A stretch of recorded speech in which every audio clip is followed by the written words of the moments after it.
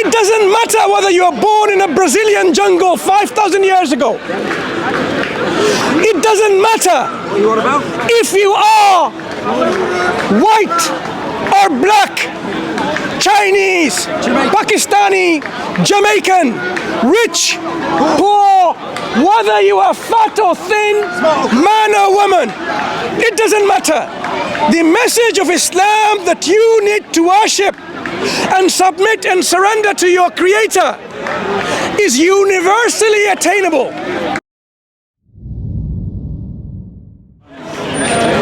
Bismillahir Rahmanir Rahim. You believe that? Alhamdulillah. Wassalatu wassalamu ala Rasulillah. I begin in the name of Allah, the Creator of the heavens and earth, bearing witness and testifying that there is no deity worthy of worship except one and only deity, Allah subhanahu wa ta'ala. And I bear witness and testify that Muhammad is his slave, his servant, and his final messenger sent unto all of mankind.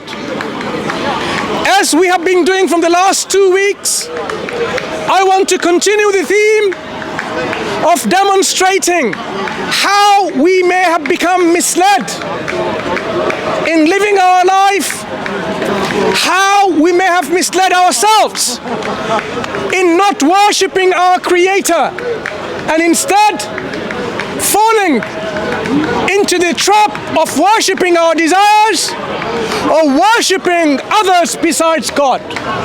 So today I want to focus on why Islam, or the pure, sincere, willing and humble submission to the will of the Creator is the only acceptable way of life, religion or ideology in the sight of God that you and I should all follow. So what are my reasons for inviting you to this call? I will put forward 3 arguments which demonstrates the truthfulness, the accuracy, the veracity of our claim. Why Islam, the submission and surrender of one's will to the one and only Creator, is the only acceptable way of life to God in the sight of a Creator.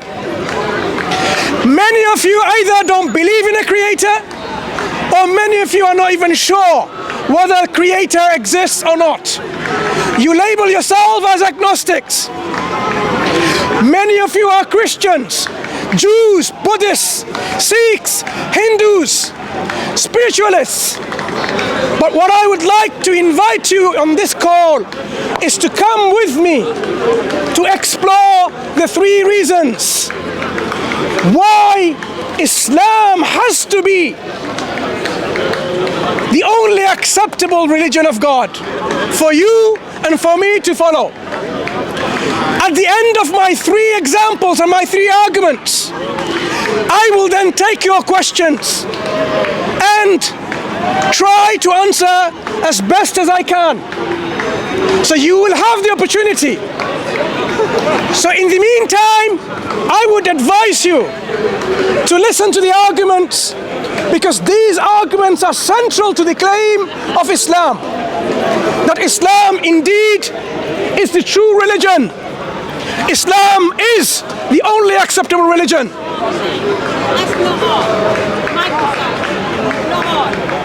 I don't understand what you're saying. Microphone's not on. It's not on. She said not. Don't turn it on. Don't turn it on. Thank you. I didn't get it. No turn on.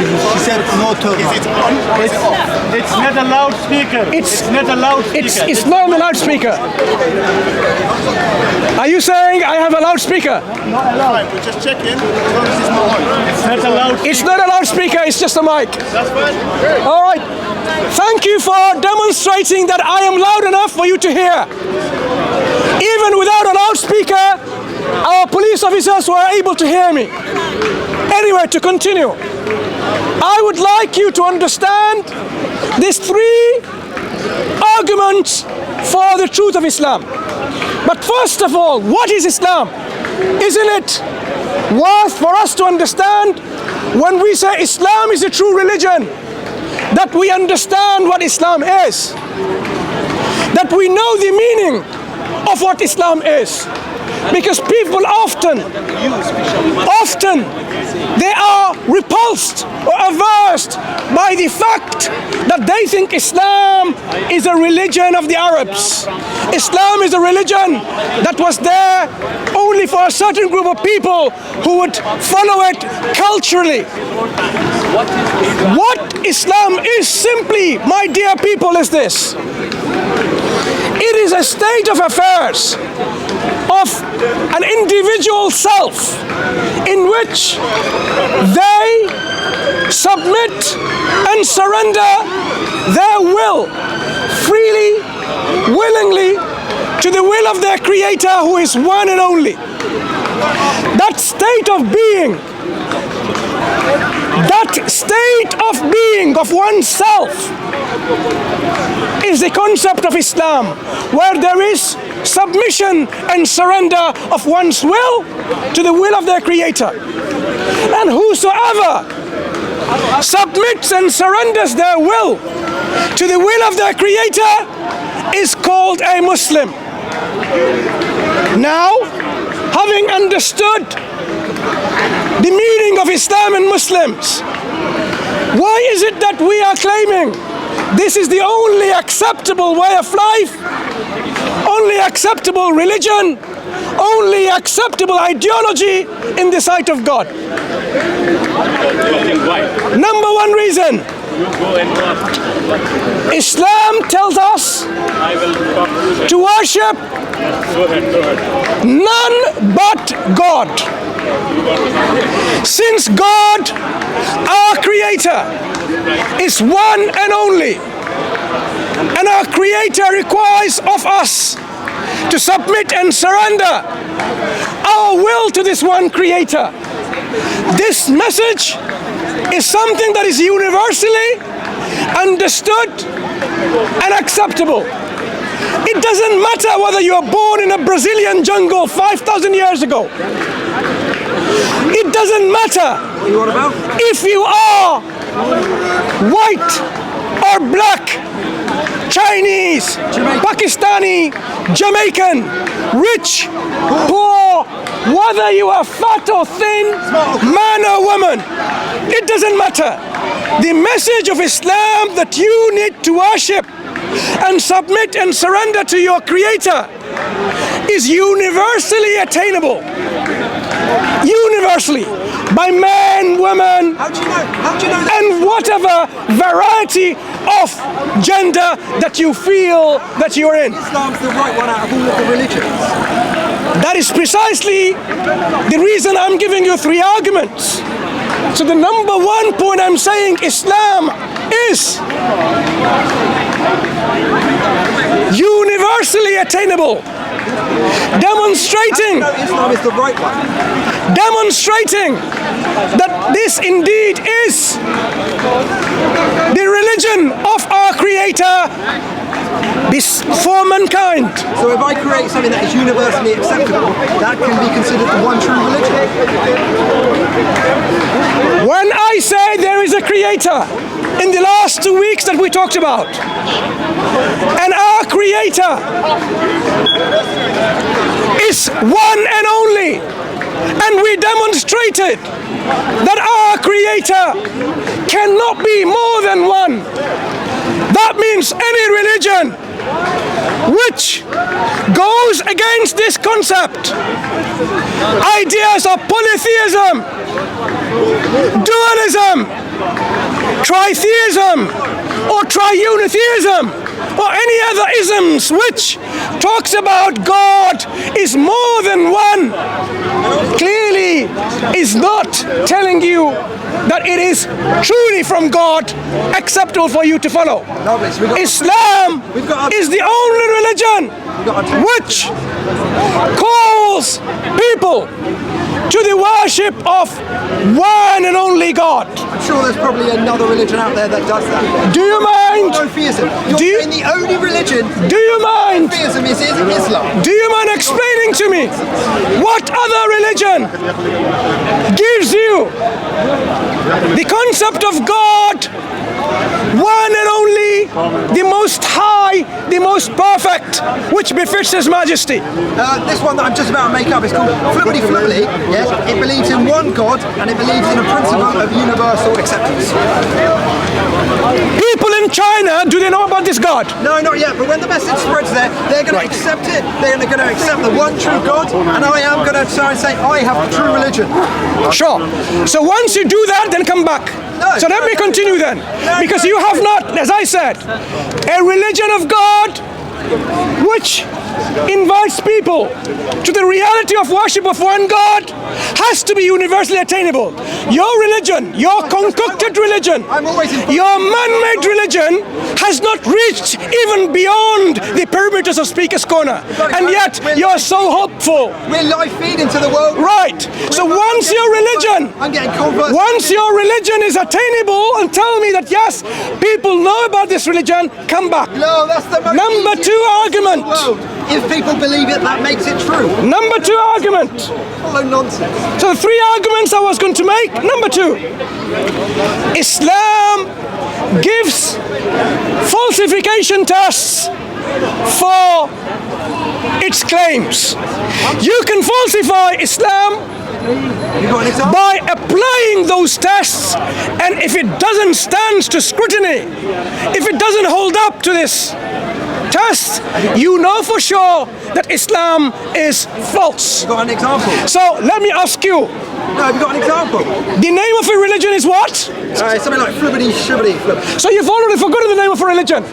So imagine the religion that you think, stop there, 1 second. I asked you- Imagine the religion. I asked you a question. I am going to give my three arguments. I've given number one. You already gave them. So on my argument number two, You already made them. you as a heckler needs to understand is this. You don't even remember the name of a religion, and you expect people It's got a good to accept it. So now, you've forgotten the name of a religion. What are the falsification tests of your religion? No, no, no, no, no. Let's not put the cart before the horse. I asked you first of the examples in Islam of falsification. Look, the reason I'm here on the ladder is precisely for that reason. Since you are interrupting my arguments as I was presenting them, I did say in the beginning that I will take questions when I have given my three arguments. But you kept on interrupting. That's why I'm engaging with you. You've got everything you want. So now, Happy. I'm simply asking you, what are the falsification tests of your religion? Sir, we've already done this before. It's your move. I asked you first. So now, as you realize, you haven't got a clue what falsification tests you have for your religion because you have none. So a religion that you're going to propound, Has your religion got any? I'm sure I'm loud enough to tell you, and you've heard me, that I was presenting the falsification test, wasn't I? I'm all ears. I'm all ears. Right. What was the name of that religion? Something like flibbity shibbity hoopity. He started again, he's forgotten. Get your pencil and pen out, mate. Right. It's important. Different Right name you now. said earlier. You don't even. Now, number one falsification test that is provided in the Quran. The Quran says, this book, Where? the Quran that Where? Allah has sent Give the reference, please. to His So we can. slave and servant, Give, Muhammad sallallahu alayhi wasallam. give us the reference, please. If people are in doubt, Give us the reference. if people are in doubt as to what God has revealed to His servant, Don't say God. what you have There to is do no God but Allah. is simply this: produce Your creed says there is a no chapter God but Allah. Call him Allah. unto the Quran. God. Don't deceive his I people. don't think it's possible. Surah number 2, Like the Quran. Surah That's your false- Al-Baqarah, That's laughable. chapter 2 of the Quran, which is called, It's fun. It's fun my to brother, Islam. my brother, please. It's fun. Talking shit. Let all the time. Let the speaker handle the hecklers. Thank you. These hecklers are not new. They've come here before, and people will see what kind of heckling they do and whether they're successful. So these liars are new. Chapter number 2 of the Quran called Surah Al-Baqarah. They are the liars. In Surah Al-Baqarah, chapter 2 of the Quran, God gives a falsification test which people can apply and falsify the Quran if it was not from God. Amazing. You now have a religion which provides you of how to disprove it if it is false and how to verify it if it is true. In science, those of you who are involved in science, in research methodologies, would immediately recognize falsification tests are an important way of establishing our hypothesis, establishing what we are putting forward as our claim. That's what we do in science. So in the Quran, God, brother, please. Don't God, say Allah. God Say tells Allah. us There is no what people have to do. God but Allah. وَإِن كُنتُمْ فِي رَيْبٍ مِّمَّا نَزَّلْنَا عَلَى عَبْدِنَا Say God. نزلنا على عبدنا فأتوا بسورة من مثله So you are going against وادعوا شهداءكم من دون الله your Quran. إن كنتم صادقين فإن لم تفعلوا ولن تفعلوا فاتقوا النار التي وقودها الناس والحجارة أعدت للكافرين. So I recited to you Not the ayah of the Quran language. in which the falsification test People occurs. don't understand Badwan language.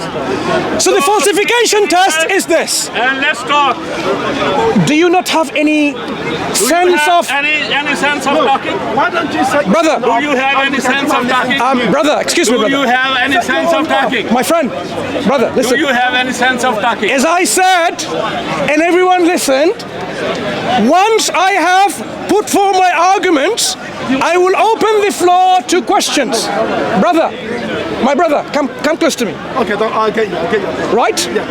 We need to demonstrate and show patience.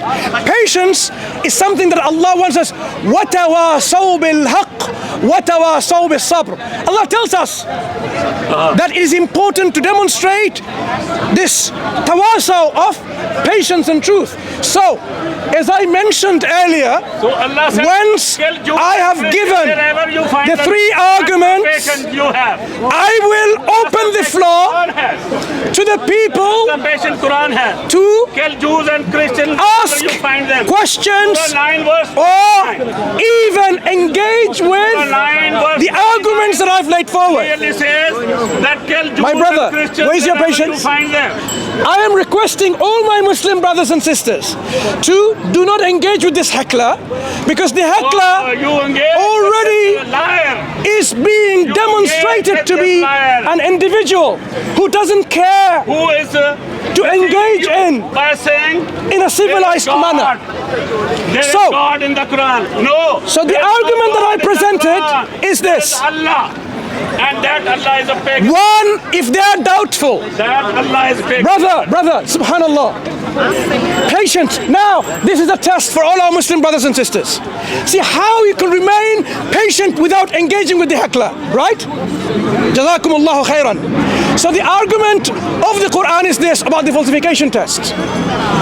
If people are doubtful, like this heckler is, that the Quran is not from Come God, to the people of the book. what If you are they have to do is quite if simple. you Muslim are They have to come to produce Bible. a chapter Come to like understanding. the Quran. We will So teach we are now saying, true God is.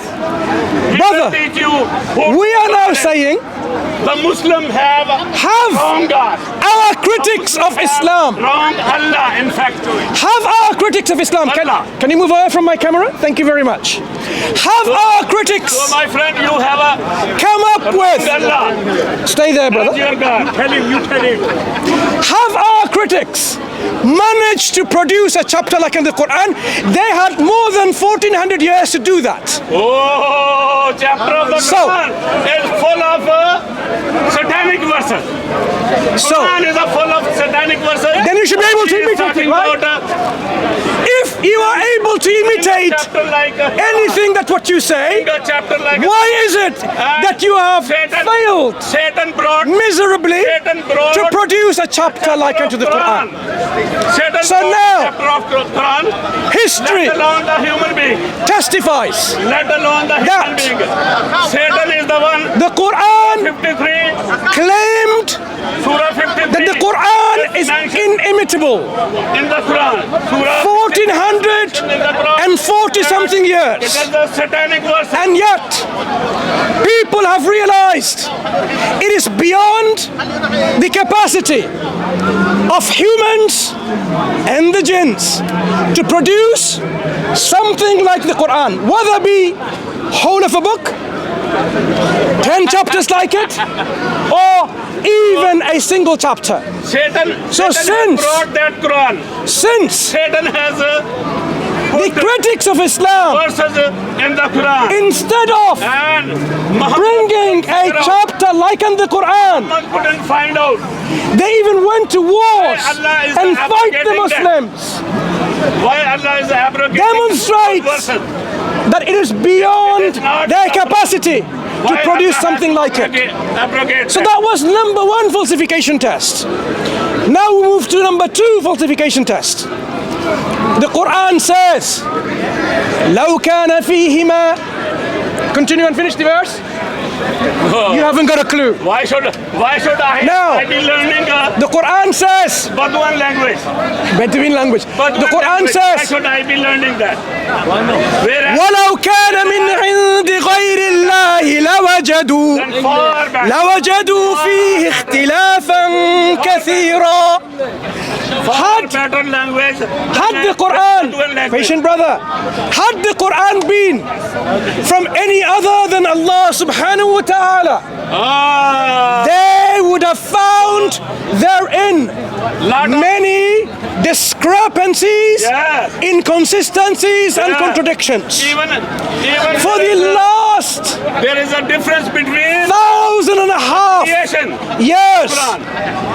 Different Quran has been Date, challenging people time and different things. to find So Quran examples has a of inconsistencies in the contradiction Quran. that. Quran has a contradiction in that. So now, You are denying here, having failed deceiving again people. to bring any contradictions and inconsistency in a book spanning Quran clearly says over 23 years in its Allah delivery, forgot the talking creation. about science, Allah forgot the creation. history, In one chapter, Allah says, talking about Allah says, human the nature, creation was done talking on about earth, then heaven. the events to happen in the future, Allah says, talking heaven about first, then earth. historical Which is information, talking Which is about true in the economics, Quran. sociology, Which is true in the Quran. anthropology, biology. Come on. If a book Deceive people by talks saying about the Quran is the all of word these avenues true of God. No, human knowledge, it can be and yet word of Satan. it is Yes. internally You- coherent and and I also consistent, believe that these are the words without of Satan, any not inconsistencies, the word of true God. without any contradictions. So if a book which talks about science 1400 years ago, Whoa, you would which expect Which you would science? expect that book to make mistakes in science? science, wouldn't it? Because Allah don't science know how the baby is 1400 made. years ago Allah don't wasn't know that- as developed How the baby as is today. made in the Quran. People thought the earth was flat. Allah has no People clue. thought many things. Like the Christians, Allah like says the heckler, the woman believes testicle. the world is 6,000 years old. Says, the woman now with the testicle, advent their breasts are Of our knowledge That is Allah saying. in science Come and technology, That is, we know that is what Allah that says. this is not true. The woman has Our earth testicle is of more their than breast. 6,000 years That is Allah. old. Allah's So When the Quran science. gives you information, now I am going to give you Allah be a true two examples when Allah is saying from that scientific a man phenomena has a for you to tongue reflect is a on backbone how and a backbone of man. how this information could not have been known, Being, you all men, could not have been known to people back then. Brother, do you have do not interrupt. backbone or Right. testes? The two examples that I'm going to give, number one, Backbone or testes? the Quran says Your Quran in the says same that chapter your backbone that he's alluding is to, testes. Bismillahir Rahmanir Rahim, That your was-samaa'i wat-tariq, Allah is completely by the wrong heavens for that. and by this wrong for hammering sound, tariq. Allah says that وَمَا أَدْرَاكَ مَا الطَّارِقُ. water. What would you say what a tariq is? That is wrong. النجم الثاقب. This is a bright, Science, it is wrong. piercing star. Sunset So in the middle of الطارق, the water. Quran introduced That is wrong. 1400 years ago. Brother, What he's saying. brother, please, Let's please. just see what he's Leave the heckler, thank you. Be Come patient. on, you sit there. This bright and piercing star called At-Tariq is described as something that's like hammering. Guess what? We know of stars today and we've heard their sounds. And those stars are Their sounds we've heard to throw was the sounds of hammering. Tick, tick, tick, and tick, tick, tick, kick tick. it out from heaven. Those stars sound are meant for that. Was impossible Those for stars a are meant for 14th that. century So Allah scientist is, of that time those stars to know and this. hitting the Satan. So this heckler should know very well So your Allah is information like this to shatter his Allah is faith. saying in the Why? Quran that Because you have, such information we discovered only in today's Allah is throwing knowledge. those stars to Satan. this century. There are stars that we can listen to this kind of hammering sound. Is that anyway science? There was no it's technological not. tool Science is 1400 against years ago So Allah that can pick up the sounds and even know Allah that is those not stars God, have this kind of and there is sounds. No That was my science number one to example. prove That Allah is How the Quran throwing a star gives you natural on phenomena for you to think and reflect and bring some inconsistency within it. Number two example, the Quran describes in a very deep ocean, Bahrul Lujji, in a very deep sea ocean, not in shallow seas, not in seas which we, not that shallow. Within those seas, the Quran says, So still he don't know there are that sea is smaller than a sun. Sea is far there are smaller than a sun. He is Thank you. even earth, my friend. Thank you. Earth is smaller than sun. Earth is smaller than sun. And he is saying that I appreciate Earth is going what you've just done. Thank you. in a pool of water. So now, the Quran says, Come on, the Quran talks about sensible. in very deep oceans, Be sensible. there are layers of darknesses, and at the end of that layer is total darkness. That's point number one. And the final point on this is that there are interoceanic waves within deep seas. We are not talking about surface waves. Those who have gone into the seas and oceans, you have gone into surfing. You know the waves. If you go into a beach, you have seen the waves of the seas coming to the shore. That's the surface wave. But perhaps you didn't realize that in deep oceans internally, further down the seas, there are these deep sea currents. They are like waves within the deep oceans. This you cannot see by simply diving, because there's a limitation of how much you can dive with human without any gear. We are talking about information in the Quran 1400 years ago and more. They did not have oxygen cylinders. You couldn't go beyond 100 meters or 200 meters, right? Because we know beyond not even 20, 30, 40 meters, beyond 200 meters or so, if I'm not mistaken, is total darkness. The amount of pressure that builds up and so on. But even beneath this, there are these deep sea currents. Now, how did we know there are interoceanic waves? Through satellites. If you go up in the atmosphere with your satellite, you can see them. That is the technology that is required to see interoceanic waves. So when the Quran tells you to reflect on this book, if it wasn't from God, where is the Quran coming from with this information? So, these interoceanic waves is an example for you to reflect that this information is something that comes not from other than the creator of the heavens and the earth, as the book says so. So the argument number 2 that I presented of the falsification test was that you cannot find any inconsistencies. He brought up certain contradictions. Do you know why it is not possible to engage with him? If there was someone else other than this heckler, please, let him talk. Heckler, that's his job to heckle. If people have these kind of criticisms, I'm more than willing to engage with you, but only on a level of intellectual discussion, where we respect each other, hear each other, give time to each other to listen and understand our viewpoints. No one else is. And it is not possible. Only this Muslim is the encyclopedia of this world. Shall I give him the mic? So, do you want to come to my ladder? Come on. Look at. Go ahead. Get on my ladder. Go ahead. Look at this. Get on the ladder. Look at this encyclopedia. Get on the ladder. Who has no answer? I'm offering him my microphone. Answer for this. I'm offering my ladder. Don't have Take answer for this. Take it and get up. Come on. Come on. Okay, I'm going to ask him thrice.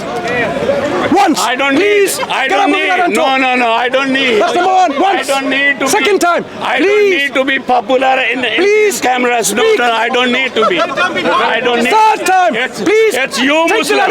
It's you Muslim. What's your point? Right. So, Bismillah, brother. That no science has ever invented by Muslim. No science. No science. Nothing has ever invented by Muslim. No. Literally. Even this mobile. Even this is not invented by Muslim. Who was it invented by? Let alone. Yes, very good question. Let alone. Who was it invented by? Who was it invented by? Let alone the things of space. Let alone the things of ocean. Even these small things are not invented by Muslims. No. Muslims are failed. Muslims are failed in this world. All right, shall we continue? That was enjoyable. Thank you. I appreciate the humor. They only invent terrorism. So the They Quran, only invent terrorism. as I started by saying, Produce terrorists. there are ways They produce terrorists. there are ways to understand That's the only thing. the truthfulness of a religion. And I offered That's the only thing. so far 2 falsification tests. That's the only thing they are bringing for. Brother, please. Come on. Patience. Come on. One of the falsification tests was to produce a chapter like the Quran, which no one has ever done for the last 400 years. The second falsification test was to bring a contradiction or inconsistencies.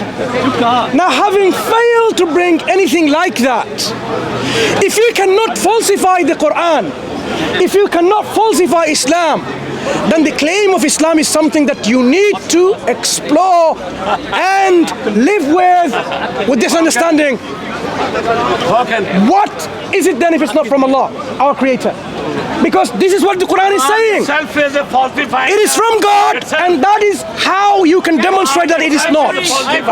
So, Himself. I want to now wrap up of what I've said so far, and then take your questions. I began by saying, in line with the last 2 weeks that we have talked about, Clearly.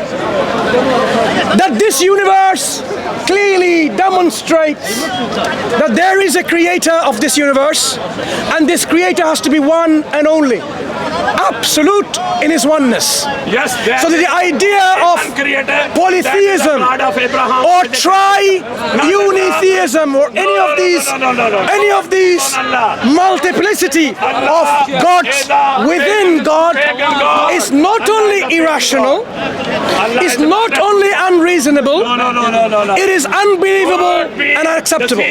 That's what I said in the last 2 weeks. True God, the God Today of Moses, I offered the God of Moses, my reasons of why people should not the Allah of the Muhammad. think, reflect, and eventually verify for themselves It's an idol. Islam being true. My reasons why Islam is true. Because anyone can come and say, I am God, I'm a prophet of God, I'm a messenger, I am this, I am that. We are not that. Three daughter of Allah. Brainwashed or totally lost our brain cells. As intellectual, reasonable human beings, we will question. Allah has a three daughters. We will challenge those ideas. So when Islam says, you know what? Quran is a revelation, a guidance from your creator. And here is the evidence for this revelation. One needs to then say, actually, yes, that's a good point. If the Quran, it's okay. He's just making his subtle point. He can ignore him. It's another heckler, but a quiet type. Anyway, so if the Quran says this is how the book is from God and ways to falsify it, you and I should be the first one to say, that's interesting. A book not only tells us it's from God, but it gives us the opportunity to disprove it. That is very reasonable. That is very scientific. That is very rational. So when the Quran, and I offered you 2 examples out of many, just to simplify it, because it's not very easy to talk when hecklers talking over you. Number 1 example, falsification test, I said producing a book like unto it, or 10 chapters, or even a single chapter. And people were unable to do that, and are unable to do that. Number 2, finding contradictions, and people are unable to do that. Satan convinced So having the so-called prophet, having failed in the falsification test to falsify the Quran, prophet was convinced. what is left? What is left then? It is left for our intellect to question, why is it that I am not accepting this book from God? Why is it that I am not accepting this book is from God? Because I have clearly witnessed against myself the evidence that the Quran is not falsifiable. So, the role of the intellect, is then to explore this book. And I gave you 2 examples again. All Muslims. 2 examples from natural phenomena. One about the stars, the piercing bright stars with the sounds of hammering. And the second example of where I'm going. interoceanic waves. For you to reflect and ask yourself, about that, what is it that I want to convince myself that this book Quran is from God? What do I need? I need emotional justification for a belief? Follow that God. Of course not. God Almighty. Because emotionally speaking, my brother, emotionally speaking, you can believe in a wrapped God. or a mic god. you want. You can believe and worship that God That's the God you by emotion. Some people emotionally, who is not spirit. now hear this carefully. Allah is not a spirit. Some people emotionally worship And- other human beings. Moreover, Allah Don't they? is not a word. Some people worship a person called Krishna, the black person. Allah is not a word. Some people worship someone called Let Jesus me show you your or Allah. Yeshua I have your or Allah Jesus already. or Isa, same person, This who is is a your Palestinian. Imagine worshipping a Palestinian. A simple This is all done by emotions. idol. What we Muslims are reminding you to come back to the worship which has foot of no and nothing of the creation but to the creator alone. أقول قولي هذا وأستغفر الله ولكم. السلام عليكم ورحمة الله وبركاته. Now I open the floor to any questions that you may have, and I'll try as best as I can to answer. Even if I can't, I'll find someone who can answer your questions. By this man. Don't be deceived by Can you pass this man. mic to the brother? Who is this man over here? Is he Muslim? The question for those who didn't hear, because you've got mics on my belt rather than to you, the friend here wants to know who is this gentleman who has been heckling throughout. Is he a Muslim? Are you a Muslim? No, it's حاشا لله. Are you a Muslim? Do I look like a Muslim? Do I look like a Muslim? Can you answer it directly? Are you a Muslim? Do I look like a Muslim? No. Let me tell you you who a Muslim? Muslims are. Okay. Let me tell you who Muslims are. Okay. So now The Muslims the question you asked, follow the I wanted to tell him, ask him to answer from his own mouth rather than me imposing my presuppositions on his belief. That's why I asked him. He's not a Muslim.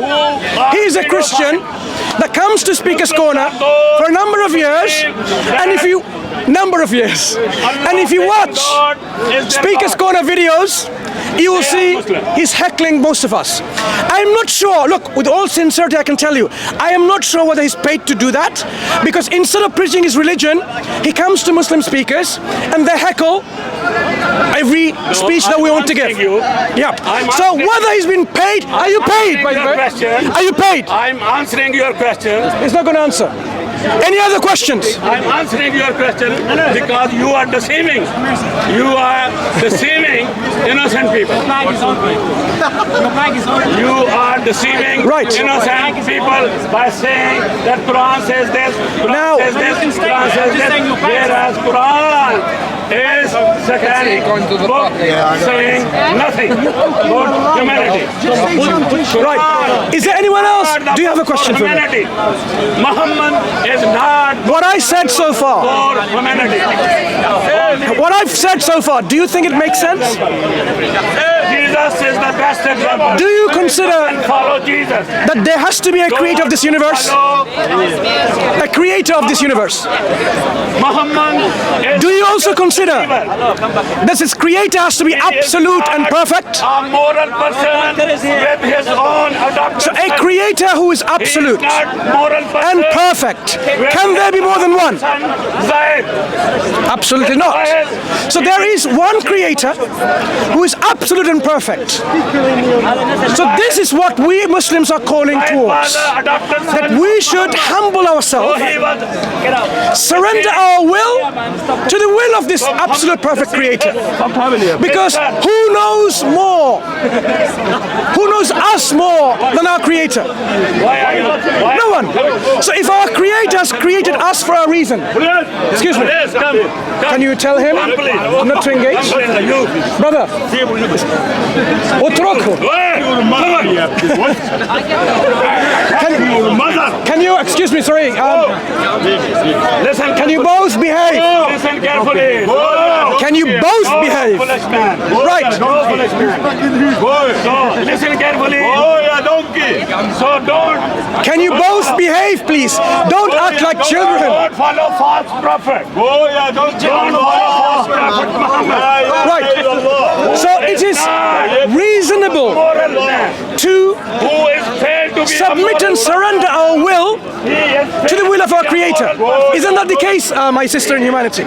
It is reasonable to submit ourselves to the will of our Creator because He knows what's best for us. That is what we say, that the Creator sends revelation in the form of books by raising prophets and messengers to guide us. And the Quran is not the first revelation from God, it is the last one. So we are saying the Quran is telling us how to live our life. To be patient, not to mock and ridicule, to be reasonable people. We are told to be ummatan wasata, middle nation, not to go into that extreme or this extreme. Extremism both ways is not good. Middle path. So we need to be on the middle path, and Islam is that middle path, a path which tells worship none but this true God, and the way you worship is by following the messenger, and the messenger who has been sent. Finally, the final messenger is Prophet Muhammad sallallahu alaihi wasallam.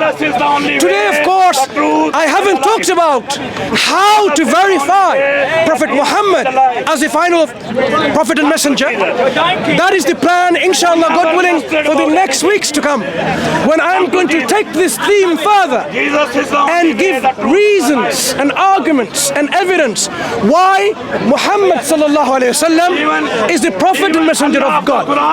But as we have now demonstrated,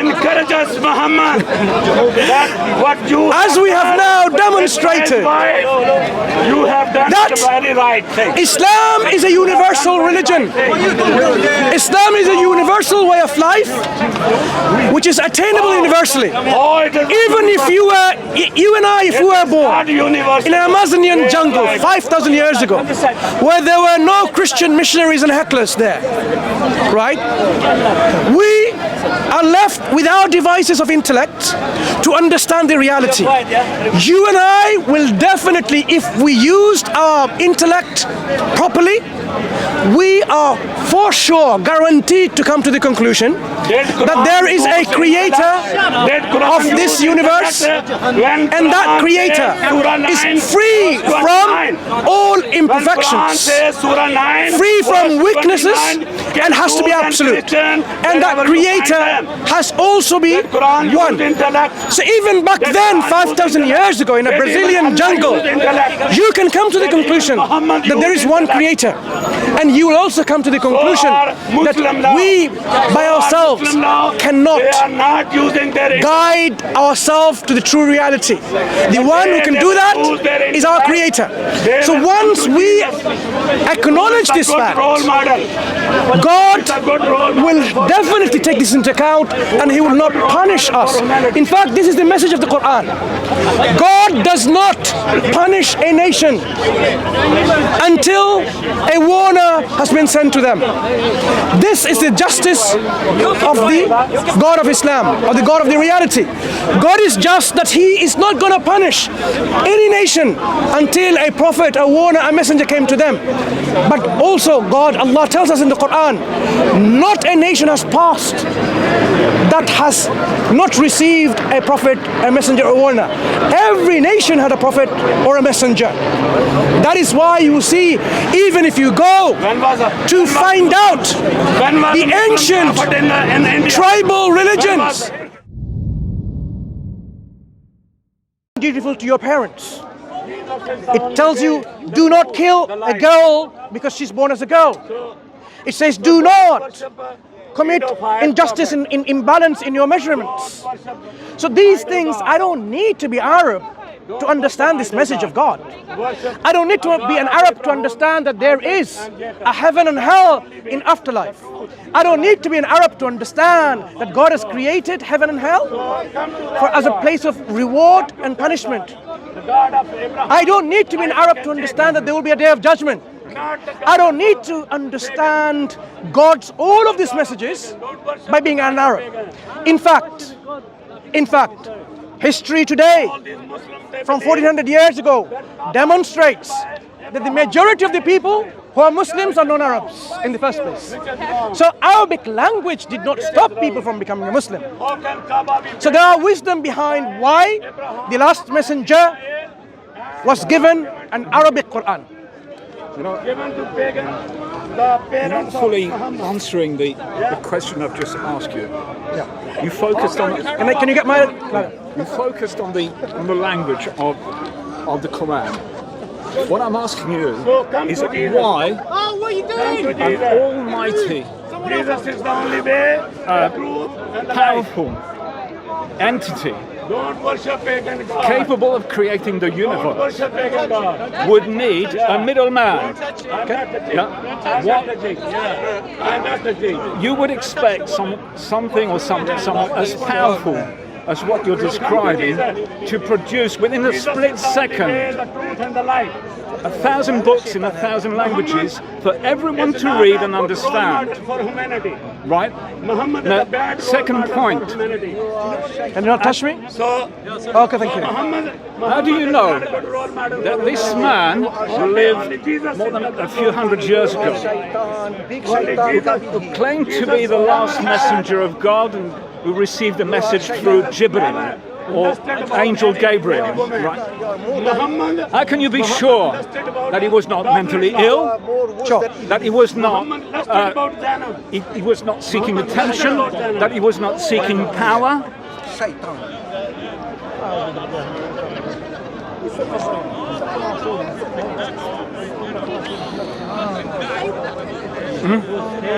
So, Yeah.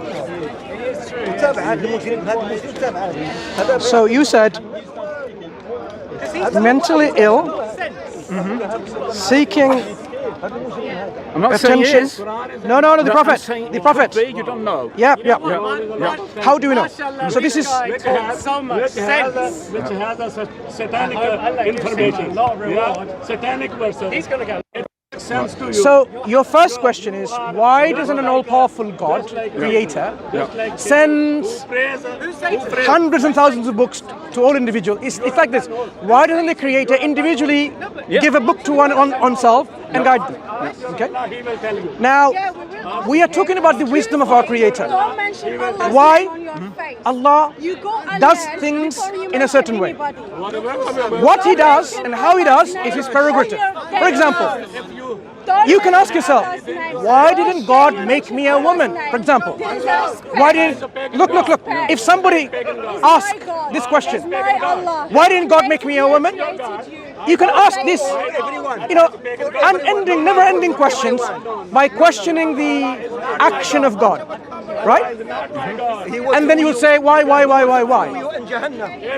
The simple answer to this question is this: لا يسأل. I will translate. عما يفعل وهم يسألون. I think this is how the ayah goes. He would not be questioned for what he does, what God does, but us will be questioned for what we do, right? Amma yuf'alun, what we do. Yeah, amma yuf'alun. So God creates, does things, actions, because He's wise and He's just, right? He's all knowledgeable, He's just. So where He does these things, why did He create the heavens and the earth in this way and not in another way? Why does water boil 100 degrees in our earth? This is from His wisdom. Why? He could have done other billion possible ways, right? So by questioning this, it doesn't really gives us any means of saying, okay, the other ways may be better and so on. So when it comes to guidance of people, the Creator tells us He sends, or rather He guides people, whether one is grateful or ungrateful. He guides them, shows them the way. It says, إِنَّا هَدَيْنَاهُ السَّبِيلَ إِمَّا شَاكِرًا وَإِمَّا كَفُورًا. He shows, I'm translating, just to tell you that I'm not making this up. This is in the Quran. God certainly, إِنَّا هَدَيْنَاهُ السَّبِيلَ, He shows you the two parts, whether you are grateful or ungrateful. So individually, on an individual level, God gives us this guidance. God gives us the guidance.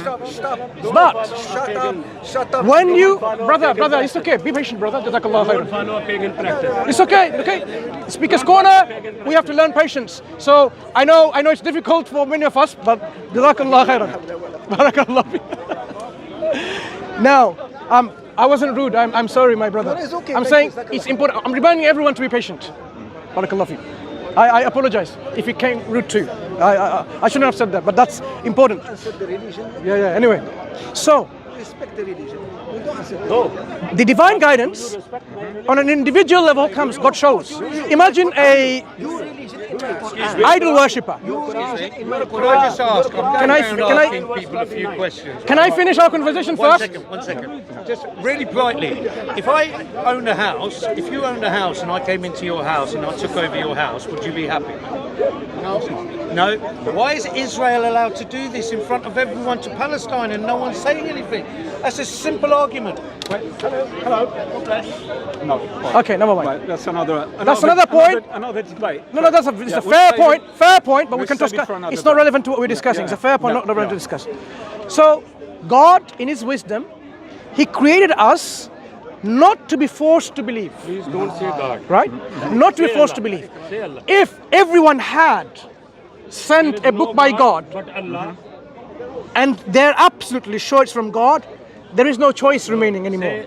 There is no People God but need Allah. to be in a particular scope of freedom to use their intellect to arrive at the truth that God sends to prophets and messengers. It's the same argument used. No. You can say Christians whatever, Yeah, it's the same but this is argument. this is an important point because otherwise there is no point of believing or even saying I have freedom of choice or free will, because you will not have freedom of choice. Imagine now God tells you directly here, I am God and worship me, right? You have no choice but to accept that He's your God, your Lord. There's no point saying, oh, I will be good and I won't be bad, because you are not under any choice anymore. You are now forced and compelled to do that.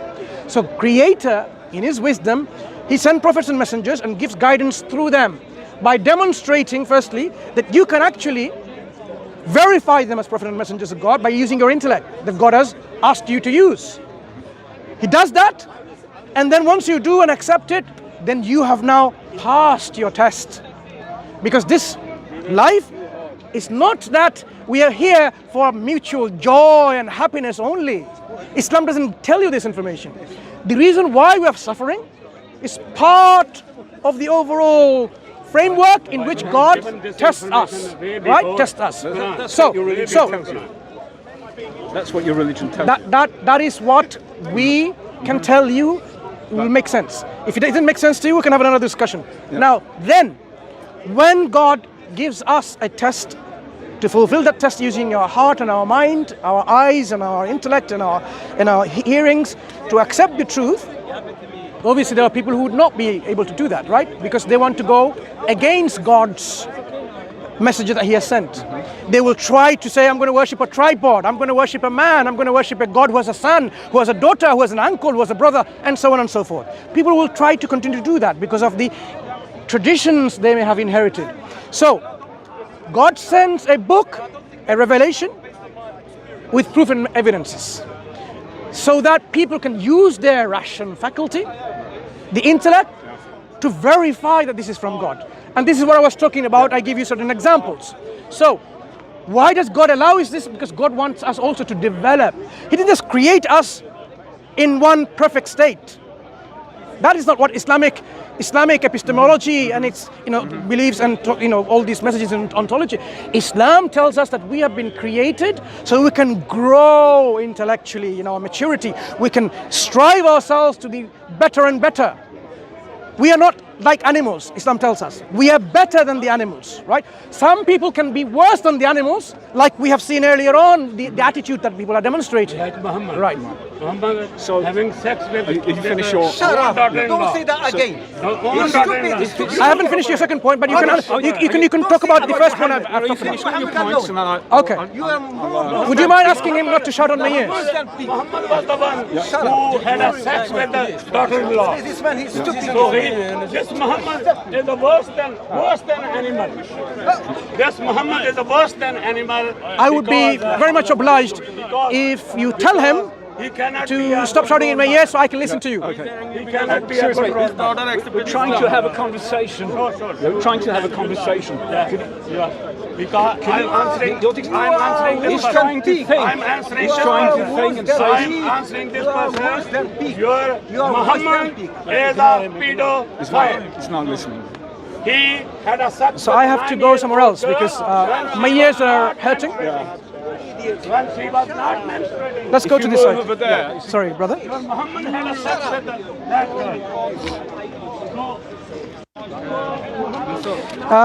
Do you want to take a seat? It's actually dry, it's clean, okay? Take a seat if you want. Okay, standing up. Okay, that's fine. Can someone bring my ladder, yeah? I'll bring all these things.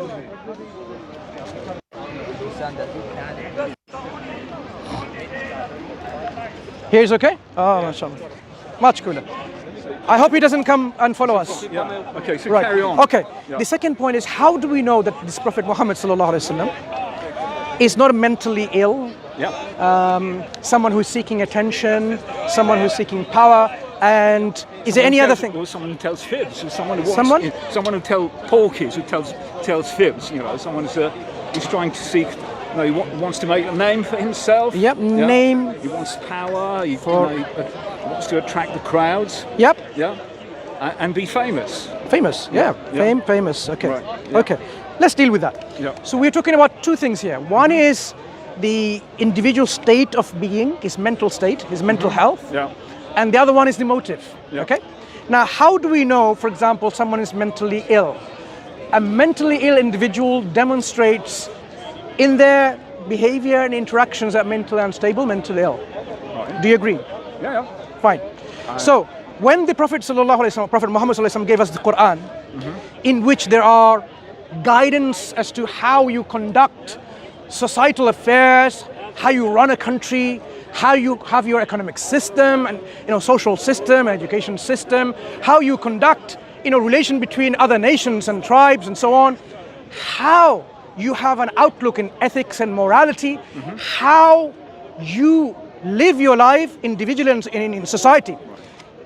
To give you some examples, he tells you, okay, that you need to be truthful, you need to be reliable and trustworthy, you need to be honest in your dealings, in your affairs, in your interactions. Everyone needs to do that. He sets a framework in which the society is raised based on this ethics and normality or morality, and people will be accountable in that society. If people, for example, they rob you, they kill you, they rape you, they plunder you, your wealth, take your land away, your house away, like the other brother was saying earlier on, when someone comes to your house and takes your house away and so on. Now, he gives you reasonable, acceptable laws. For example, he says, if someone kills, you don't say that you give him £20 fine, because we know it doesn't work. Killing, murder does not stop by saying the penalty for murder is $20 or 20 cents or £20. It doesn't work. So what Prophet ﷺ came with from God, laws and regulations, what we call Sharia, the law, in which you, if you are a lawyer, you will understand how even the deterrent aspects makes the human living such a better experience under Islamic law when it's implemented. Today it's not implemented, and that's why we see all this chaos and corruption and all these things, fitna and fasad, all around the world. But when it was implemented, to just give you one example, not too long ago, even in Saudi Arabia, right, which is the monarchy today, right? People, when the time of prayer came, Allahu Akbar, Allahu Akbar, you know what they did? Time for prayer came, we need to go to the mosque, the masjid. They will leave their shops. It could be a shop selling gold and jewelry. They didn't need to lock it under lock and key. Put a cloth over it, open. No one needs to stay there. They will go and pray and come back with this confidence in their heart and mind that no one is going to steal. How did it transform a society of pagans who were burying their daughters alive because they were born as a daughter? Islam came and transformed them into this state of being. So Islam gives us all of these laws and regulations and teaching. This does not reflect someone who is mentally unstable. So this is my point there briefly. There's no point going into too details. Right. If you want to question and criticize it, I can go into detail. Second thing about motives. Now, if someone is not a messenger of God, an imposter, a fraudster, a fake individual, that person needs a motive. Why is that person claiming to be a prophet of God? Is that claim going to give him some credibility, authority, power to do what he's trying to do? That's people's motives. Maybe he wants to get famous, as you said. Do you know what people did at that time? When he was calling the people to worship none but God and abandon the worship of the creation, abandon worshipping idols that you craft with your own self. When he asked people to worship God, at one point they said, you know what? Stop calling us to this one God. Tell us what you want. If you want to be the king, we will make you our king. If you want wealth, just tell us what we want. We will make you the richest among us. If you want women, just name them. You can have any woman that you want. Fame, power, authority, fulfillment of desires. You can have all of this materialistic need fulfilled, but stop calling to worship one God. Do you know what he said? Because if he was an imposter, he has succeeded. He has succeeded in his plan. Now he can be a king and he can control the people. Now he can be the richest person and he can control the people in power and authority and so on and so forth.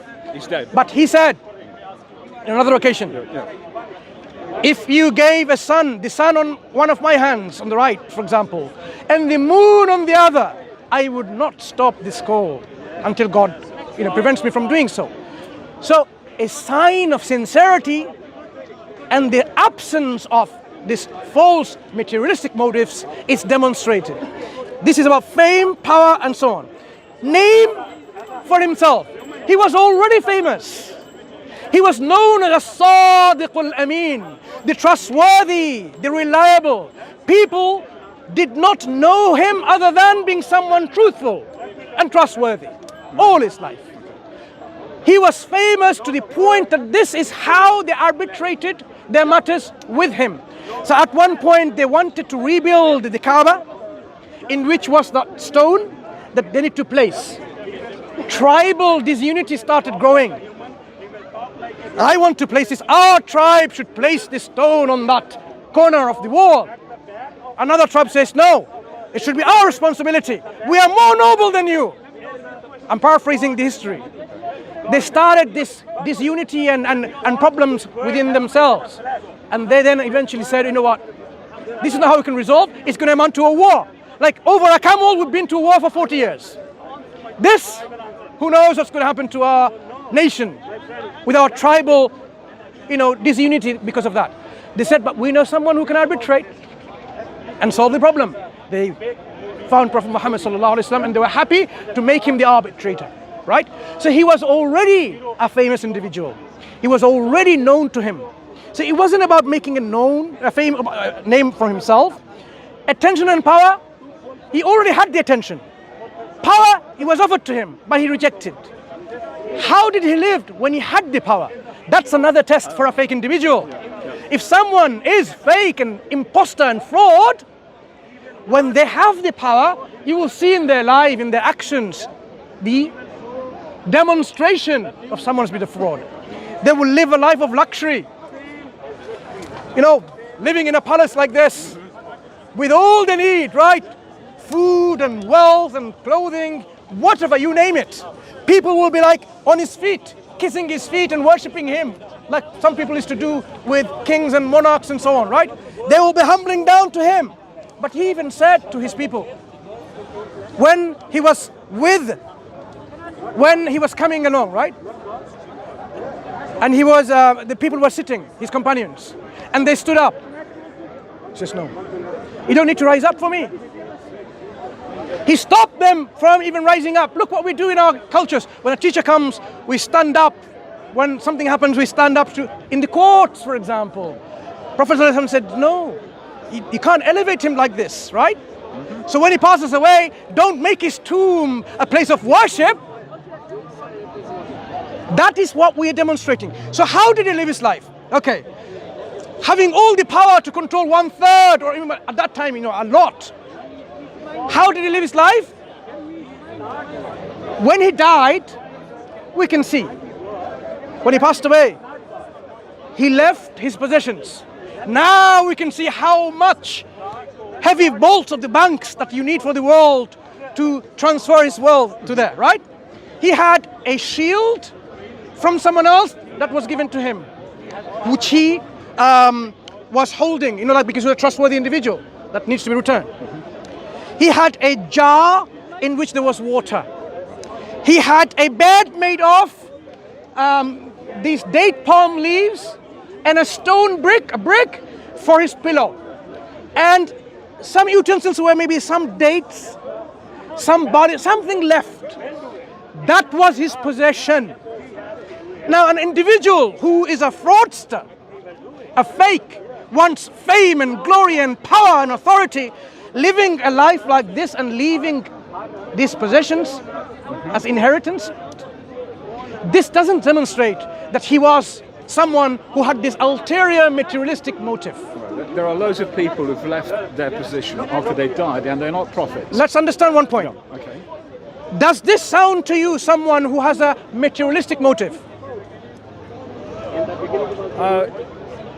You haven't explained. You've missed a few bits. Let's talk about in the biography. No. Let's talk about all these things. When it comes to power, fame, authority, making a name of himself, seeking attention, and so on and so forth. Besides being mentally unstable and producing a Quran, no one can match, whether with its laws or its sciences. Imagine if this was the justification for progress in scientific knowledge, we should induce people to be mentally ill.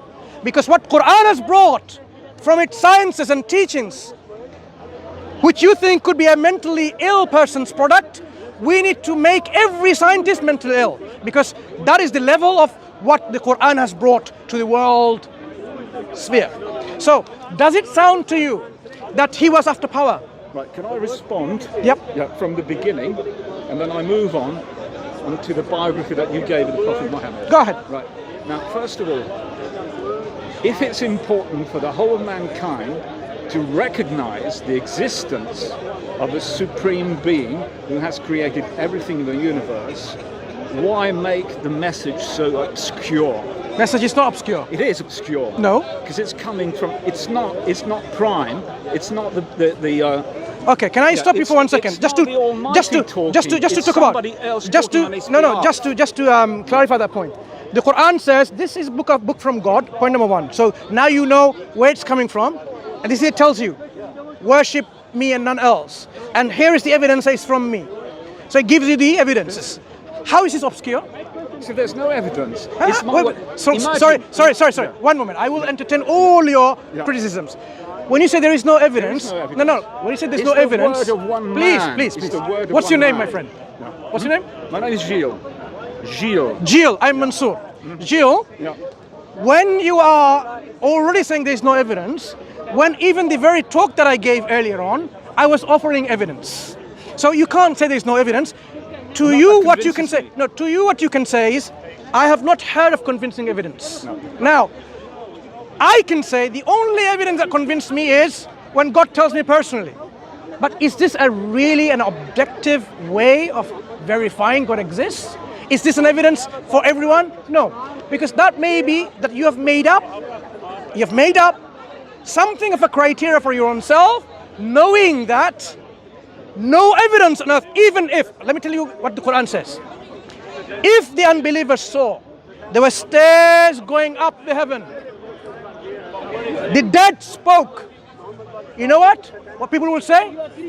You will not say, now I accept the evidence. They will say, we are bewitched. We are deluded. This is an illusion or a delusion. We have been under the influence of magic. There is nothing in an insincere, arrogant individual when it comes to evidence, because no evidence will be convincing to them. But a person who is sincere, wanting to know the truth, they can see the evidence. When the people saw Prophet Muhammad ﷺ for the 40 years of their life, and when he said, I'm a messenger of God, sufficient for them as an evidence he was a messenger. They didn't need to hear anything about the science that I was talking about earlier. Not needed, it was unnecessary. Why? Because people's level of evidence is something that they know what is convincing for them. You may have this ultra demand for evidence because you know in your heart you don't want to accept any evidence. If I were to ask you, I'm going to ask you directly. Name me 2 examples of evidence that will convince you without a shadow of doubt that God exists. Number 1. Manifestation would be one. Manifestation. Manifestation would be one. Manifestation. Yeah. Number 2. Yeah. Able to talk and that. Able to talk. Yeah. God able to talk. Directly to everybody. Directly. Hang on. To everybody. Hang on. To everybody. Not. If you saw in the sky someone like says, I am God. You saw it. We all saw it. And it says, I am the creator of the heavens and the earth. If God were to manifest himself here and told you that, so now you've ticked the box, you'd accept him? I'm not sure. See, wait, we stop there. No, let me finish. Okay, finish. Because in order to assess the truth, you have to be rigorous. That's why being a scientist is a very difficult job. You have to. You have to search, and sometimes you have to go back onto your assumption. Yeah. And you should be your assumption of manifestation. No, you should be humble enough. Yeah. To accept that maybe what you believe in might not be true. We are not discussing that. We are discussing what would convince you. Manifestation. Now, what picture do you have of God that when He manifests, or when it manifests, when God manifests? It never happened anyway. One second, please. Now, it's your chance to demonstrate that you know what you're asking for. So, tell me, what are you expecting of God that He would manifest as what? You're making the claim. No, I'm not making the claim. I have reversed the table. I have said, what would convince you without a shadow of doubt? Why did I make that qualifier? Without a shadow of doubt means unquestionably you will be convinced. You said, I am not sure. That means you were not convinced what you asked for. So let me ask you again. I'm going to probe on this. Number 1, manifestation. What are you expecting to God to manifest that you are absolutely convinced that He is God? A manifestation has to be assessed thoroughly. So I can't give you a straight answer straight away. I'm listening. I'm going to listen. Tell me, what are the manifestations that you're expecting so I can tick your boxes? Let's use a phenomenon. You know, in the past, when people saw a rainbow in the sky, they thought it was a God creating it, until the scientists understood refractions, the work of prism, and how. I hope you don't mind. I'm just sitting there. I'm a bit tired. That's okay. Apologies. You're more than welcome to sit beside me. Okay. They understood how light was composed. So then, from then on, they can ascertain that's what the rainbow is made of. Now, you're asking me if I see something extraordinary. What do you mean by extraordinary? Right, something we've never seen before. Like what? Yeah. Because let me tell you. Microphones with you. Oh, microphones switched up. Beg your pardon. Sorry. Let me tell you something absolutely silly, like a big hand. Excuse me. A big hand's coming from the sky. Big hands, manifesting big hands. No. I'm going to take anything. No. I'm going to take anything that you say, and I'm going to test this. We're going to test this manifestation. Yeah. So when you say manifestation, tell me. It could take a long time to really assess whether what's happening is happening for real. Take your time. Yeah. You saw a hand coming through. Yeah. So how are you going to be convinced it's God? Yeah. So how are you going to be convinced it's God? I may never be convinced because Then what you're asking for is not convincing. Yeah. So that means your demand that you ask is not convincing to begin with. Yeah. Try again. Yeah. What I'm Shall saying, we go to number two? Yeah. No. Please. What I'm saying. What was the name again? Gio. Yeah. Gio. What I'm saying. When you are asking, don't take things as true from someone from the words of someone you've never met who died hundreds of years ago. I am giving all that you want in terms of convincing you that there is a creator. So I want to hear from you, from your heart and your mind and intellect and your scientific methodology, right? What would convince you God, that's God? When he came with the example of manifestation,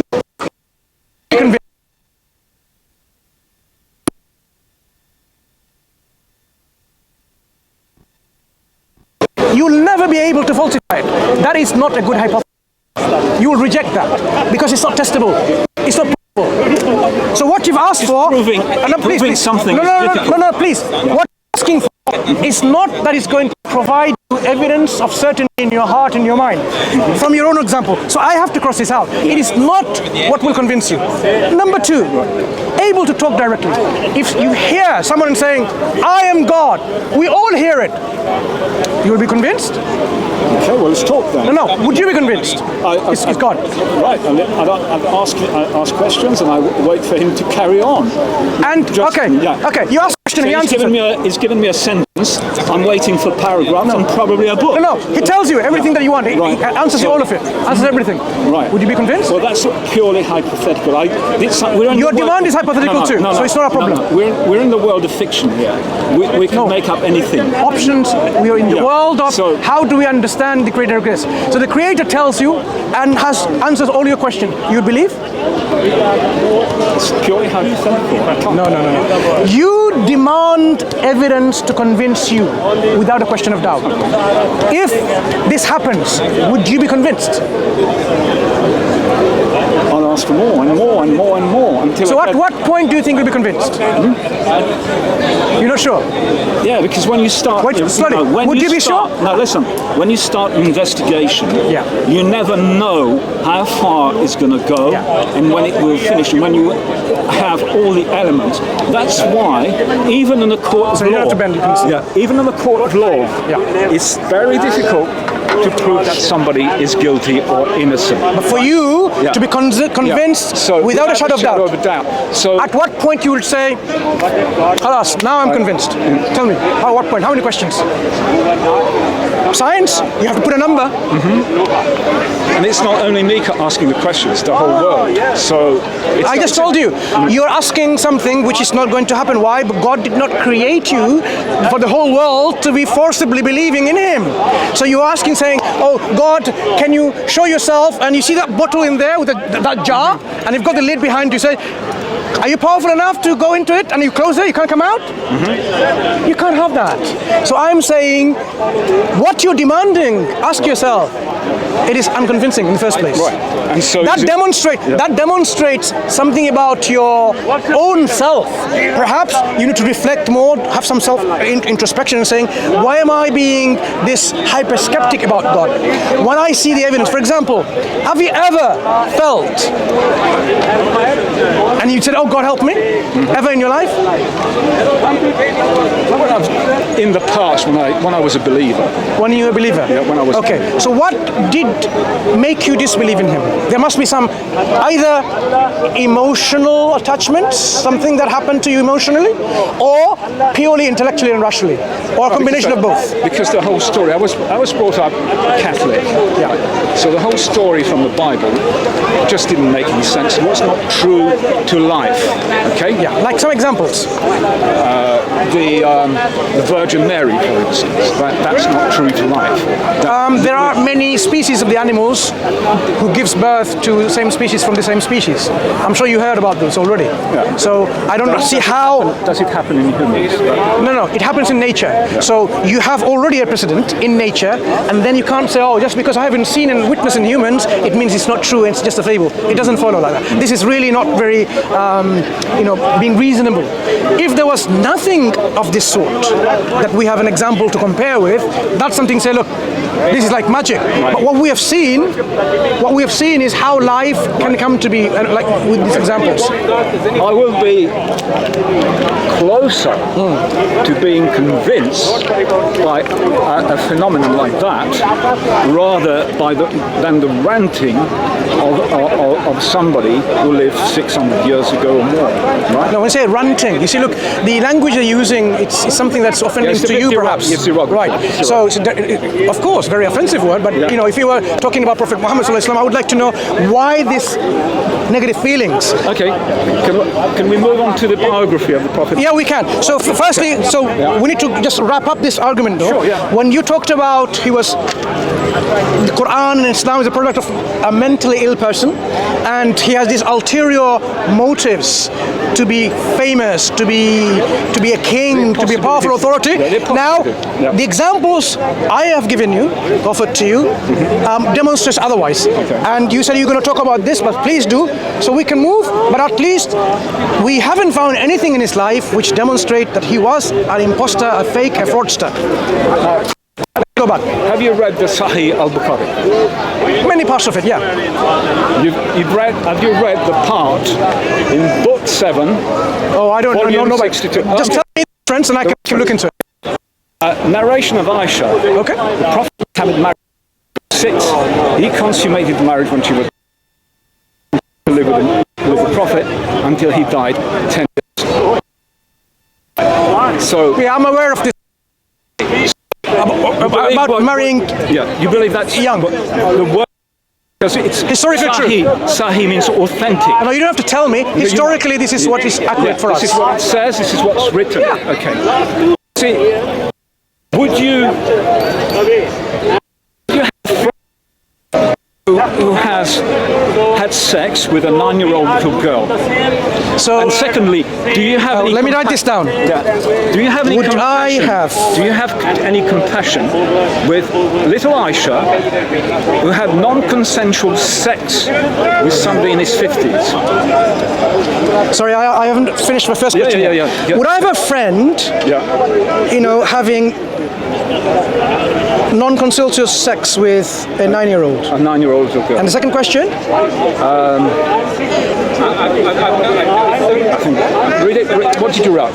Would I have a friend who wants to have sex with a 9-year-old? 9-year-old. Would I be happy with that? Yeah. A friend being in his 50s. Okay. Yeah. And this friend is in his 50s. Right. Okay. So this is Prophet Muhammad. There are other passages in the Sahih al-Bukhari. So you're thinking that this demonstrates God doesn't exist? No. It demonstrates that the claimant doesn't have a moral compass. Oh, moral compass. You're talking about moral compass. Yeah. What is the moral compass based on? Can I first establish that and then we can talk about it? So he hasn't got. Prophet has no moral compass. Prophet has no moral compass. So let's establish. Is it right or wrong? Oh, right or wrong. You're even talking about right or wrong. Is it right or wrong to force a 9-year-old little girl to force? Wow, look at this claim he's making. A 9-year-old girl cannot decide if she wants consensual sex. Let's talk about this. Yeah. So let's talk about holistically first. What is our moral compass based on that we are judging something is immoral? Because your question is about immorality. This is an immoral behavior.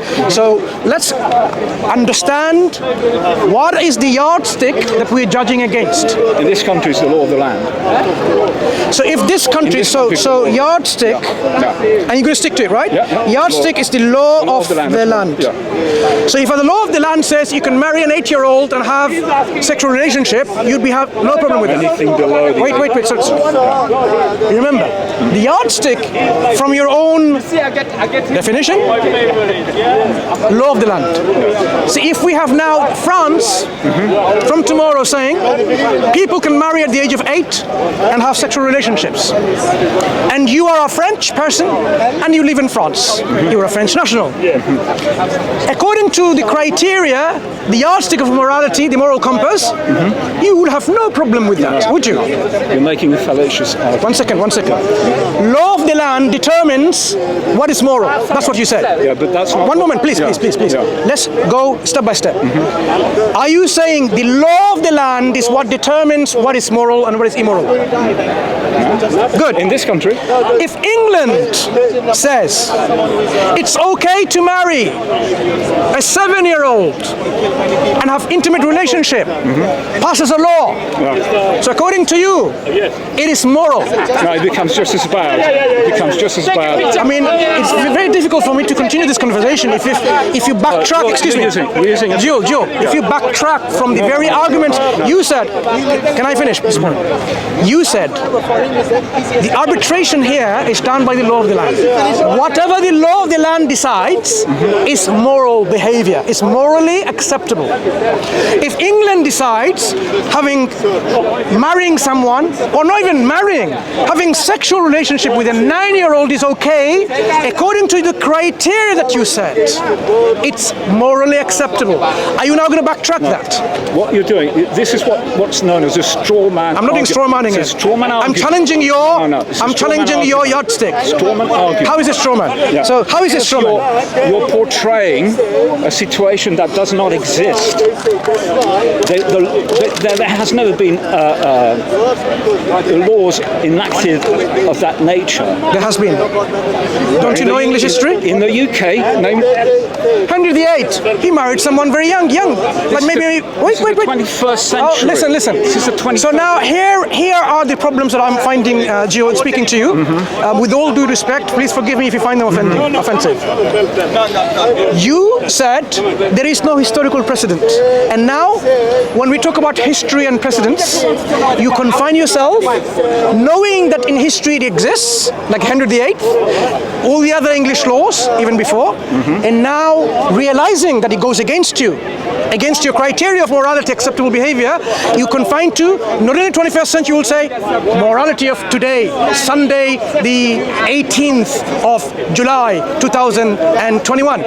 And you keep on doing that, just like you will keep on doing when evidence after evidence will be provided, you will say, no, it's not convincing. So now, let me ask you once again for the final matter on the subject of morality, because I do not have even any reason to continue any further demonstrating from Sahih Bukhari how it's acceptable or not, by even discussing the moral arbitration, or the yardstick or the moral compass, is enough and sufficient to dismiss your argument at hand.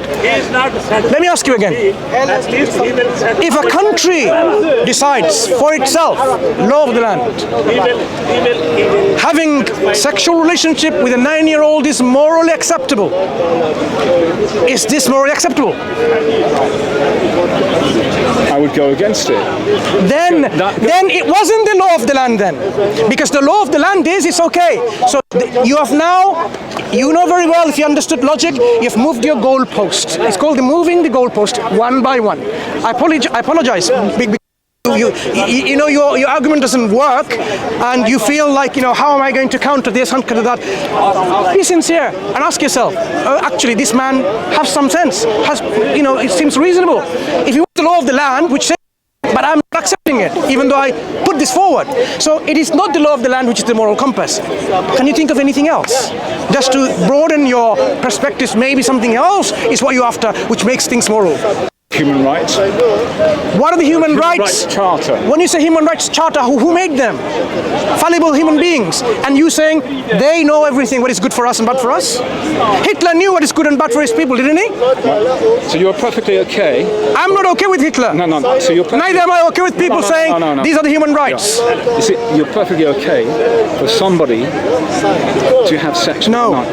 You're not. Listen. You're not. Don't take what I'm saying. I am saying I am not okay with your your moral compass. That's what I'm discussing. I am not discussing Sahih Hadith in Bukhari about the marriage of Aisha radiallahu anha when she was 6 and so on. I'm not discussing that yet. I am saying I don't even need to. I'm only discussing your presuppositions of moral compass. Let's talk about the moral compass. It wasn't the law of the land, because even if the law of the land said it's okay, you would not accept it. You will just reject it. Meaning it was never for you the law of the land. Human rights. If some people say human rights is this and that, you know what? 100 years ago, same human beings were to hang some people here. Do you know why they used to hang? Yeah. Wait. Tyburn, I know. Tyburn. Yeah, I know that. We on Speaker's Corner. Yeah. We need to know the history. Why they used to hang them? What was the punishment of homosexuality in this country? Probably death. Death. Like the human beings decided death, which was human right and which was human wrong. So you are going to tell me human beings in 21st century can decide what is right and what is wrong? I don't buy it. It's not convincing at all. I'm sorry. So it's not convincing to you either. Shouldn't be, because you know by historical precedents, human beings were quite happy in offering their life to the Aztec gods of the Aztecs, saying these are virtuous things. That was a human right thing to do. But you know human rights and human wrongs can change and shift and reverse depending on time and space and culture and so on. So that cannot be an arbitrator, cannot be the yardstick. So you need to, my friend Jew, you need to start on what indeed is the yardstick, what indeed should be the moral compass. Something that, let me help you with some examples, maybe you can reflect on it. It needs to be objective. Law of the land is subjective. A land can decide one law, another law can decide another law. Subjective. So first criteria of a moral compass needs to be objective. There will be nothing that you can bring from human experience of an objective moral compass unless it's from God. I can give you the argument of contingency and so on to demonstrate that to you. Morality can only be anchored in the one and only Creator who is perfectly independent and absolute being. It cannot be based on a contingent being. That's your belief system. Not a belief system. That's your belief system. No, it's not my belief. It's my rational understanding, and I can go through the rational process to share with you rationally these things are. So I don't need to just tell you I believe in X and Y and Z. So far, for the last 2 hours or more, I have not only given the reason, not stated my belief, I have given reasons for my belief. Reasons which are intellectual, rational, philosophical. They are grounded in solid foundation. If you disagree with them, that's up to you. I mean, no one can take this away from you. Even at the end of the day, you disagree. But all we can say is, my friend, you, please. So you're perfectly reflect. You're perfectly okay for somebody to have sex with a 9-year-old girl. When did I say that? You defended. No, I haven't defended anything. I have only questioned your basis of morality. Yeah. I have not defended or went against anything. I have not given my understanding of whether this is acceptable or not acceptable. Neither. So you sit on the fence. Wait, no, I don't sit on the fence. Yes, you are. No, I don't. Why are you imposing your words on mine? I'm telling you that I have not given you any of them, whether it's this or that. Instead, what I have done to you is open up for you an avenue to reflect further in which what is our morality based or anchored in, or should be anchored in. For example, you would be perfectly happy of man having sex with man, right? I don't care. It's not about care. Yeah. Would you say it's morally acceptable? It's not doing me any harm. And I'll say about what's it doing to you. Let me ask you again. Are you going to say it is morally acceptable for man to have sex with man? I would say so. Yeah. Right. So you see, even man having sex through the rectum of another man, that's what happens, right? Isn't it? That's what. Right. Hang on. Yeah. That's what happens. You're saying it is morally acceptable. May I ask you why? Because it's happening between two consensual adult human beings. Okay, got you there. Now we're going somewhere. Right. Sorry. Is it, Stop there. Sorry. We're going somewhere, Jill. No. So it's about adults plus consents. So morality is anchored in, independent of nation states, as long as two adults, they consent to their behavior, it's morally acceptable.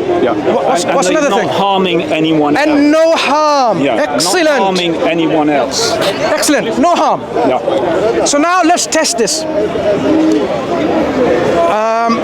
If your son wants to have, if your son who is, when is someone an adult? Let's define that first of all.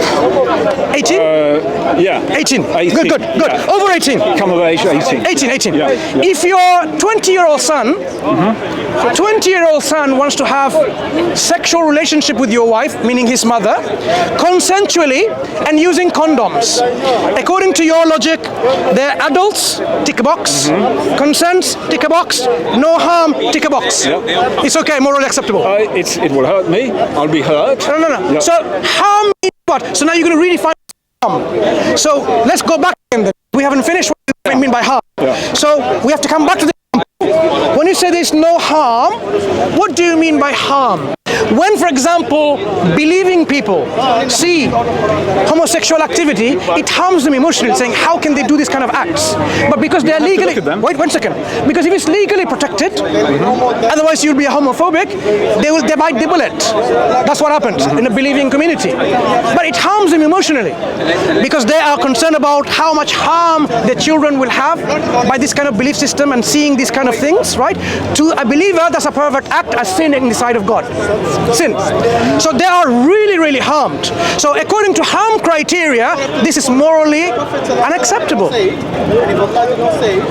Part of the criteria is harm.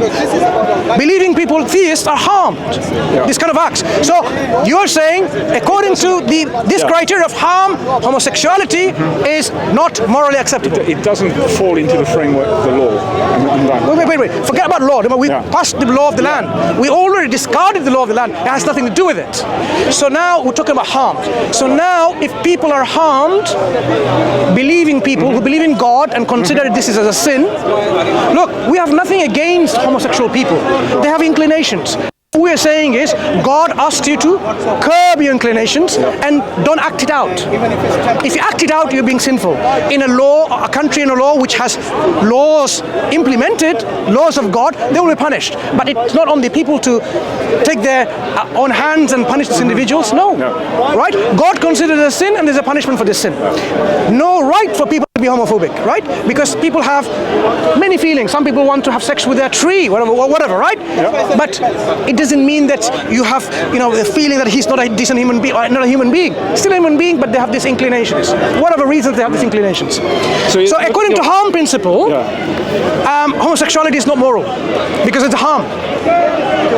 According to your definition, emotional harm. No, I never said that. So what do you mean by harm then? When your 20-year-old son and your wife wants to have sexual relationship within condoms, you're saying you'll be harmed. In what way you'll be harmed? Yeah. So I'll give you an example of harm, right? So in this example, how will be harmed? An example. If someone rapes you. Stop. Someone... No, sorry. Your son, 20 years old, wants to have sex with your wife, his mother. Yeah. And they all. I apologize for this example, right? They're consenting and they're going to use contraception. You said you're going to be harmed. In what way are you going to be harmed? Let's draw this list of harms that you're going to be facing. Because if I love my wife and someone in any they love each other as well. They love you. No. Some people can love multiple people. We're talking about emotions. It's a natural emotion to be. Yes. But they love each other too as well. No. So now, your wife loves you, and she sexually loves your son as well, and they love each other. So you might have the choice if I want to stay with her or not. No. When you say harm, what is the harm again?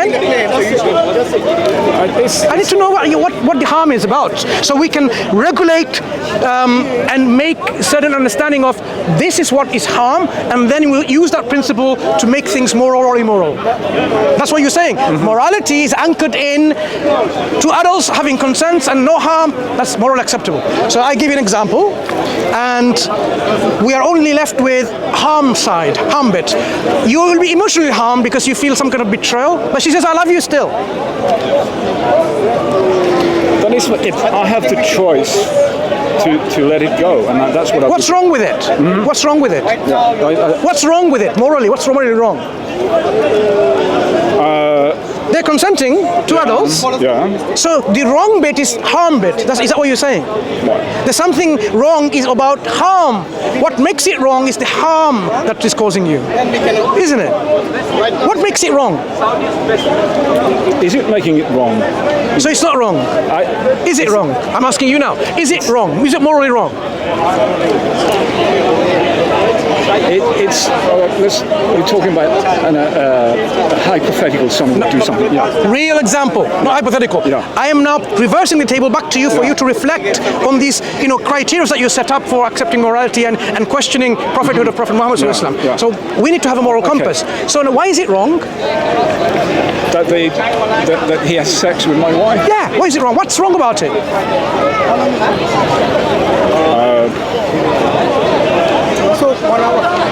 Okay, we're going to finish this soon, inshallah. In fact, there is nothing wrong. Okay, fine.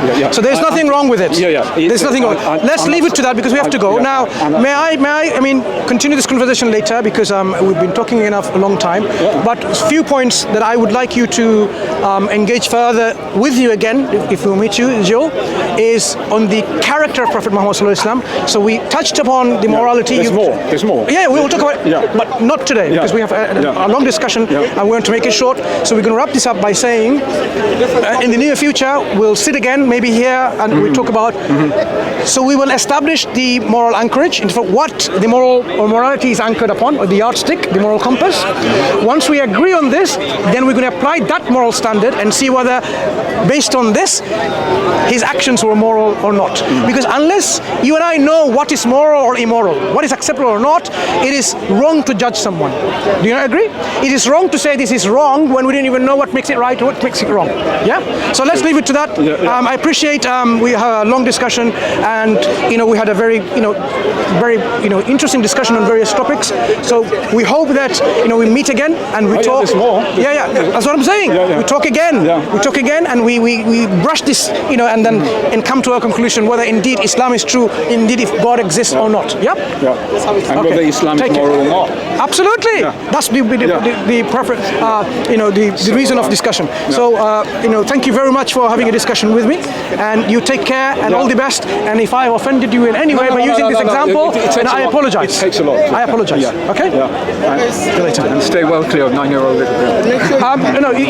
You see, that's a very cheap shot because look, I wanted to end it in a nice way without being condescending and so on. Let's leave it to that.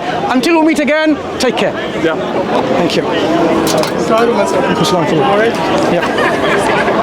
You want to summarize?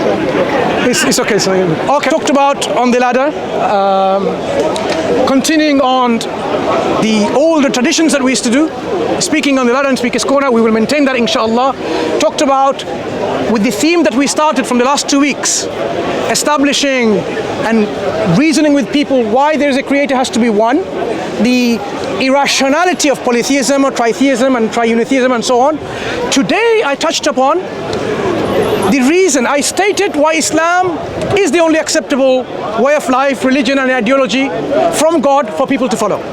And then I gave my reason for my statements of my belief, why Islam is true. And I gave 2 falsification tests from the Quran.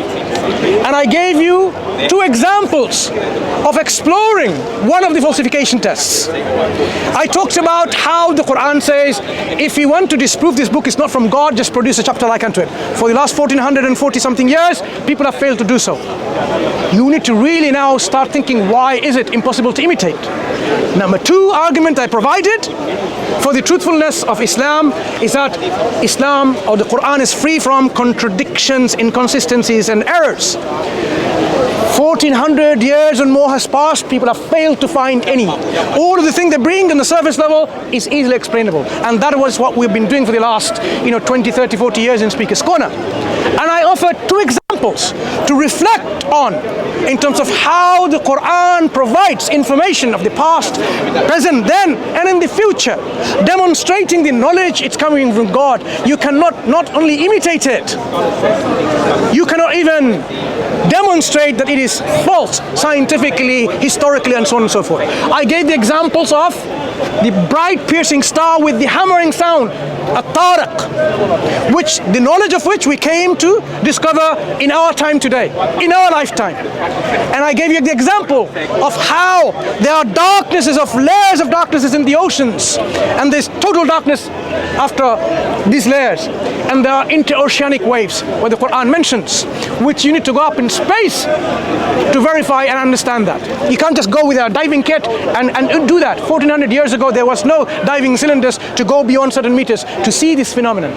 So I gave these two examples to reflect also how the Quran demonstrates to you that it is from God, and demonstrate to you that only one creator worthy of worship is none but Allah subhanahu wa ta'ala, who is God alone worthy of worship. This is the only God that you have of this universe. There is no two gods or three gods. The one who is absolute, and there's one who is perfect. And that is what we mean by submitting and surrendering your will to this creator. That state of being is called Islam, and one who does that is a Muslim. أقول قولي هذا واستغفر الله ولكم. السلام عليكم ورحمة الله وبركاته.